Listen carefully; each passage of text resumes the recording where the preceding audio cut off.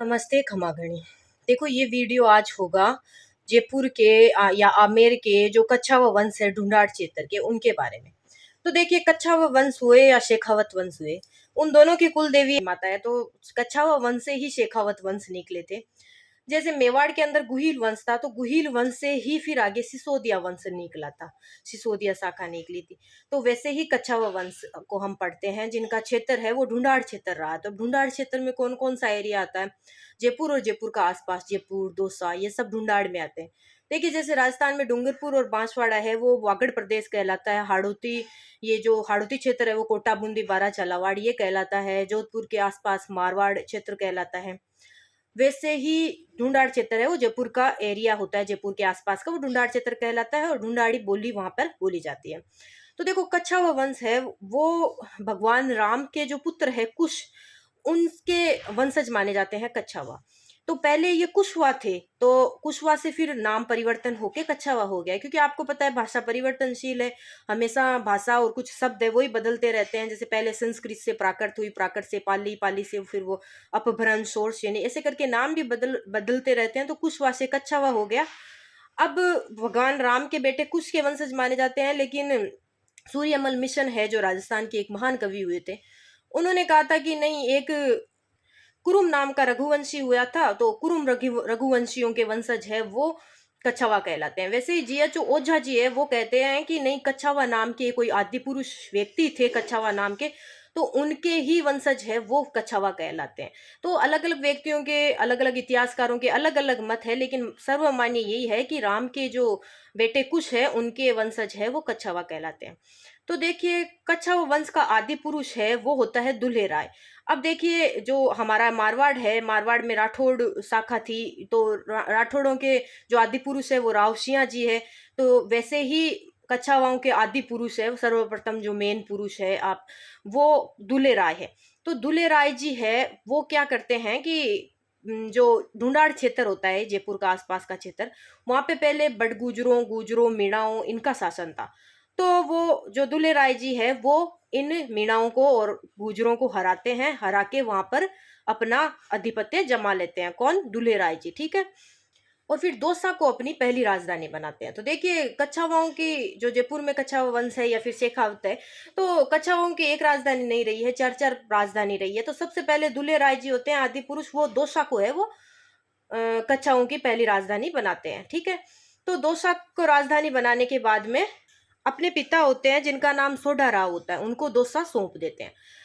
सौंपने के बाद जब पिताजी की मृत्यु हो जाती है तो दौसा तो राजधानी होती है दुल्हे राय जी की। उसके बाद में ये जो रामगढ़ है यहाँ पे भी गुजरों का अधिपत्य होता है, तो वहां पे गुजरों को हराते हैं और रामगढ़ को अपनी नई राजधानी बनाते हैं। कौन? दुल्हे राय जी। तो पहली राजधानी दौसा हुई, दौसा के बाद में दूसरी राजधानी हुई रामगढ़, और वहां पर माँ जमुआई माता है उनकी मूर्ति स्थापित भी करते हैं। कौन? दुल्हे राय जी, ठीक है। तो देखिए अब जो जमुआई माता है वो शेखावतों की या कच्छावों की कुल देवी है। तो हम ऐसे मानते हैं कि कोई भी शासक हो जो अपनी जो जाति होती है, जाति में जैसे अपना गोत्र होता है, तो वो शासक अगर किसी कुल देवी को प्रतिष्ठित करे या लाए तो वो उनकी कुल देवी होती है। देखिए जैसे दूहड़ जी थे वो कन्नौज से नागणेची माता को लाए थे। दूहड़ जी कौन थे? राठौड़ थे। तो नागणेची माता है वो राठौड़ों की कुल देवी हुई।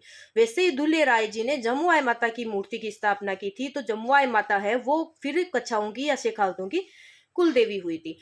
तो दुल्हे राय जी जमुआई रामगढ़ को दूसरी राजधानी बनाते हैं और जमुआई माता की मूर्ति स्थापित करते हैं। उसके बाद भी दुल्हे राय जी की मृत्यु के बाद दुल्हे राय जी का जो बेटा होता है कोकिल देव, वो बनता है नया शासक और कच्छाओं का अगला शासक। तो कोकिल देव है वो आमेर को जीतता है। आमेर का नाम होता है अंबिकापुर कहा जाता है, वहां पे पहले अंबिकेश्वर शिव मंदिर था, और वो आमेर को जीत लेता है। आमेर को जीतकर अपनी जो पहला उनका साम्राज्य था ये दौसा, रामगढ़, इसमें आमेर को मिला लेता है और ढूंढाड़ क्षेत्र को और विस्तार कर लेता है, ठीक है। और उसके बाद में जो ये अपन के क्या कोकिल देव जी है, वो बाद में आमेर को तो राजधानी बनाते ही है, तीसरी राजधानी। तो देखिए पहली दौसा हो गई, दूसरी रामगढ़ हो गई, तीसरी आमेर राजधानी हो गई। उसके बाद में ये झोटवाड़ा, गेटोर, यहाँ पर भी मीणाओं का शासन था, तो ये भी जीतते हैं और ये भी अपने साम्राज्य में मिला लेते हैं। बाद में ये जो बेराट है यहाँ पे यदुवंशियों का शासन था। आपको पता है कि यदुवंशी है यादव, वो ज़्यादा यूपी के आसपास थे, भरतपुर के आसपास थे, तो भरतपुर और कहीं जयपुर ये ढूंढाड़ क्षेत्र आसपास में ही है। तो यहाँ पर यदुवंशियों का शासन था, तो ये यदुवंशियों को हराते हैं और उनसे फिर बेराट खो है ये जीत लेते हैं। खो है जो भरतपुर के अंदर है, बेराट हम बेराट सभ्यता पढ़ते हैं, तो इन सबको कोकिल देव जी है वो जीतते हैं मीणाओं से और यदुवंशियों से, और आमेर को अपनी तीसरी नई राजधानी बना लेते हैं। फिर कोकिल देव का एक पुत्र होता है जानड़ देव, और जानड़ देव के बाद में होता है जानड़ देव का पुत्र पंचम देव। ऐसे करके अनेक 5-7 शासक और बनते हैं जिनको ज्यादा नहीं पढ़ा जाता क्योंकि इनका कोई विशेष योगदान था नहीं। उसके बाद में एक नया राजा बनता है चंद्रसेन। अब देखिए चंद्रसेन है, ये आप समझ लीजिए कि मारवाड़ वाला चंद्रसेन है। वो मारवाड़ वाले चंद्रसेन राठौड़ चंद्रसेन थे। मालदेव राठौड़ के पुत्र राव चंद्रसेन था। ये चंद्रसेन है वो कच्छावा वंश का चंद्रसेन है, क्योंकि हम कच्छावा ही वंश पढ़ रहे हैं, कोई दूसरा शासक यहाँ नहीं आएगा तो मैं बता दूंगी कि ये वहां का शासक था। तो चंद्रसेन है जो कि कच्छावा था, यानी शेखावत ही था। तो कच्छावत था, उनका एक बेटा होता है पृथ्वीराज। ये पृथ्वीराज राठौड़ नहीं है, पृथ्वीराज सिसोदिया नहीं है, पृथ्वीराज चौहान नहीं है, ये पृथ्वीराज कच्छावा होते हैं। तो चंद्रसेन कच्छावा के बेटे होते हैं पृथ्वीराज। तो ये पृथ्वीराज है वो होते हैं नाथों के शिष्य। नाथ में देखो एक कनपटी नाथ होते हैं, कनपटी, क्योंकि नाथों में देखिए गोरखनाथ होते हैं, तो इन्हीं में एक कनपटी नाथ होते हैं, तो उनके शिष्य थे पृथ्वीराज। अब इन कनपटी नाथों को भी हराते हैं कोई एक महान संत। कौन? देखिए रामानंद थे, एक रामानंद शाखा के प्रवर्तक। देखिए आपको पता है कि भक्ति परंपरा है, भक्ति पहले भारत में नहीं थी, पहले भारत में थी, माफ कीजिएगा, राजस्थान में या उत्तरी भारत में भक्ति नहीं थी। भक्ति दक्षिण से उपजी है, दक्षिण से उपजी लाए रामानंद, ऐसे करके एक कोटेशन भी है कि दक्षिण में देखो शंकराचार्य, ये जो रामानुजाचार्य, मध्वाचार्य, चैतन्य महाप्रभु, ये सब दक्षिण में हुए थे, कर्नाटक केरल इधर हुए थे। तो उधर से फिर उत्तर भारत में ये हमारे राजस्थान बिहार ये उत्तर भारत हुआ। यहाँ पे कौन लाया था भक्ति? यहाँ भक्ति लाए थे रामानंद जी। ठीक है, जो रामानंद जी जो राघवानंद जी के शिष्य थे वो लाए थे भक्ति यहाँ पे। अब रामानंद जी के 12 शिष्य हुए थे, जिनमें देखो रेदास जी थे, पीपा जी थे, कबीर थे, ऐसे करके 12 शिष्य हुए थे। उन 12 में एक शिष्य थे अनंत दास जी। अनंत दास जी के शिष्य थे कृष्णदास पयहारी जी। ठीक है, तो अब देखिए वापस सुनिए जी, कृष्णदास पयहारी जी के गुरु थे अनंत दास जी, अनंत दास जी के गुरु थे रामानंद जी। ठीक है, तो ये जो अनंत दास जी और कबीर, पिपा, रेदास, ये सब भाई गुरु थे, क्योंकि इनके गुरु एक ही थे रामानंद जी। जैसे रेदास जी की शिष्या कौन थी? मीराबाई थी, तो वैसे ही तो ये कृष्णदास पय्यारी जी रामानंद शाखा के एक अनुयायी थे, और इन्होंने फिर ये योगी इनको हराकर, और जयपुर के अंदर गलता जी, जहाँ पे आज भी हमारे घर में जो हमारी मम्मी जी होते हैं और आंटी जी होते हैं वो गलता जी स्नान करने जाते हैं, तो वहाँ पे रामानंद जी संप्रदाय की पीठ है, कृष्णदास पय्यारी जी ने स्थापित की थी, और रामानंद शाखा की वो पीठ है, याद रखिएगा। ठीक है, तो फिर आगे ये जो पृथ्वीराज होते हैं, ये नाथों के हमने जान लिया कि शिष्य होते हैं। तो इन पृथ्वीराज की जो पत्नी होती है वो कौन होती है? राणा सांगा की बहन होती है। अब राणा सांगा जो मेवाड़ के हैं, महाराणा प्रताप के दादाजी हैं और उदय सिंह के पिताजी हैं, तो उनकी बहन का विवाह, मेवाड़ के राणा सांगा है वो अपनी बहन का विवाह कच्छावा वंश के पृथ्वीराज के साथ में करते हैं। जब खानवा का युद्ध होता है तो पृथ्वीराज जी अपने साले के साथ होते हैं और खानवा के युद्ध में राणा सांगा की मदद करते हैं पृथ्वीराज कच्छावा, और युद्ध के अंदर वीरगति को प्राप्त हो जाते हैं। पृथ्वीराज कच्छावा के बाद में आते हैं पूरणमल, जो कि कच्छावाई होते हैं।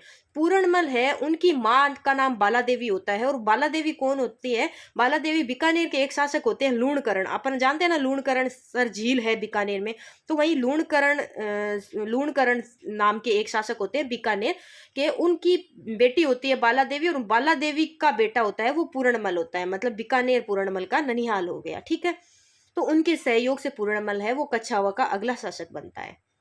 और जो ये पूरणमल होता है ये फिर उस पृथ्वीराज जो कि खानवा युद्ध में खत्म हो गए थे कच्छावा, उनका बेटा नहीं होता है, भाई होता है छोटा, क्योंकि बड़ा भाई है वो युद्ध में खत्म हो जाता है खानवा के युद्ध में, तो छोटा भाई है वो पूरणमल राजा बन जाता है, और अपनी मम्मी की सहयोग से बन जाता है, माता काफी मदद करती है, और उधर बीकानेर से ननिहाल से भी काफी सपोर्ट मिलता है, तो वो राजा बनता है। उसके बाद में पूरणमल वो जो पृथ्वीराज कच्छावा है उनका बेटा होता है भीमदेव, वो अपने चाचा पूरणदेव को हराकर वापस खुद राजा बनता है, क्योंकि होना तो भीमदेव को ही था, लेकिन वो पिताजी खत्म हो गए तो काका जी बन गए फिर राजा, तो फिर काका जी को हराते हैं भीमदेव और वापस खुद गद्दी पे बैठ जाते हैं। तो उसके बाद में एक रतन सिंह नाम के कछावा आते हैं। तो रतन सिंह थोड़े अयासी प्रवृत्ति के थे और शेरशाह सूरी की अधीनता स्वीकार कर लेते हैं। और ये जो रतन सिंह जी कछावा होते हैं, इनके एक चाचा जी होते हैं जिनका नाम होता है सांगा। अब ये सांगा मेवाड़ वाले सांगा नहीं है, ये सांगा है वो कछावा वंश के सांगा है। तो इन सांगा से, जो रतन सिंह के चाचा जी होते हैं सांगा, इन सांगा के नाम से ही सांगानेर कस्बा है जयपुर के अंदर, उसका वो बसता है। ठीक है। तो अब अगला शासक है भारमल, जो कि काफी डीपली शासक को उनको पढ़ेंगे हम, जिनमें मुगलों के संबंध भी रहे हैं। तो ये थोड़ी पहले की पृष्ठभूमि है कछावा वंश की। आई होप आपको वीडियो अच्छा लगा होगा। नेक्स्ट वीडियो अगले दूसरे पार्ट में। धन्यवाद।